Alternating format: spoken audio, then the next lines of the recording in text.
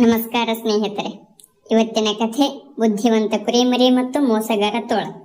ಒಂದು ದಟ್ಟವಾದ ಕಾಡಿನ ಪಕ್ಕದಲ್ಲಿ ಸುಂದರವಾದ ಹಸಿರು ಹುಲ್ಲುಗಾವಲು ಇತ್ತು. ಅಲ್ಲಿ ದಿನವೂ ಕುರಿಗಳು ಮೇಯಲು ಹೋಗುತ್ತಿದ್ದವು. ಒಂದು ದಿನ ಒಂದು ಪುಟ್ಟ ಕುರಿಮರಿ ಅತಿ ರುಚಿಯಾದ ಹುಲ್ಲನ್ನು ಹುಡುಕುತ್ತಾ ಹೋಗಿ ತನ್ನ ಹಿಂಡಿನಿಂದ ಸ್ವಲ್ಪ ದೂರ ಉಳಿದು ಬಿಟ್ಟಿತು. ಸಂಜೆಯಾಗುತ್ತಾ ಬಂದಿತು. ಕುರಿಮರಿ ಏಕಾಂಗಿಯಾಗಿರುವುದನ್ನು ಒಂದು ಹಸಿದ ತೋಳ ಗಮನಿಸಿತು. ಅದು ಅಂದುಕೊಂಡಿತು, ಇವತ್ತು ನನಗೆ ಹಬ್ಬದೂಟ ಸಿಕ್ಕಿತು.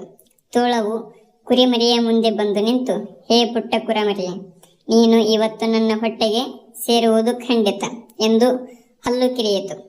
ಕುರಿಮರಿ ಮೊದಲು ಹೆದರಿತು, ಆದರೆ ತಕ್ಷಣವೇ ಒಂದು ಉಪಾಯ ಹೂಡಿತು. ಅದು ಧೈರ್ಯವ ತಂದುಕೊಂಡು ಹೀಗೆ ಹೇಳಿತು, ಅಯ್ಯೋ ತೋಳಣ್ಣ, ನಿನಗೆ ನನ್ನ ತಿನ್ನಬೇಕೆಂಬ ಆಸೆ ಇರುವುದರಲ್ಲಿ ತಪ್ಪಿಲ್ಲ. ಆದರೆ ನಾನು ಈಗಷ್ಟೇ ಹೊಟ್ಟೆ ತುಂಬ ಹಸಿರು ಹುಲ್ಲನ್ನು ತಿಂದಿದ್ದೇನೆ. ನೀನು ಈಗ ನನ್ನನ್ನು ತಿಂದರೆ ನನ್ನ ಹೊಟ್ಟೆಯಲ್ಲಿರುವ ಹುಲ್ಲು ನಿನಗೆ ರುಚಿಸುವುದಿಲ್ಲ.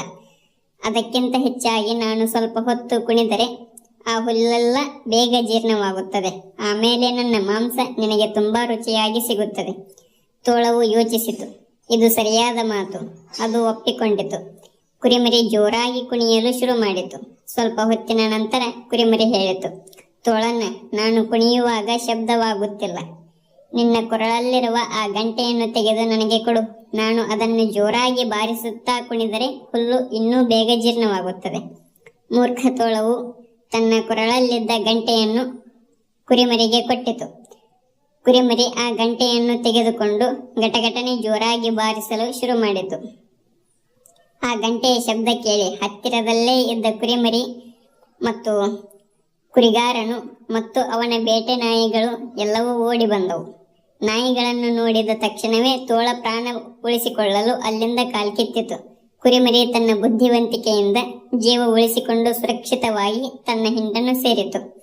ಕಥೆಯ ನೀತಿ: ಸಂಕಷ್ಟ ಬಂದಾಗ ಗಾಬರಿಯಾಗದೆ ಬುದ್ಧಿವಂತಿಕೆಯಿಂದ ಯೋಚಿಸಿದರೆ ಎಂತಹ ಅಪಾಯದಿಂದಾದರೂ ಪಾರಾಗಬಹುದು.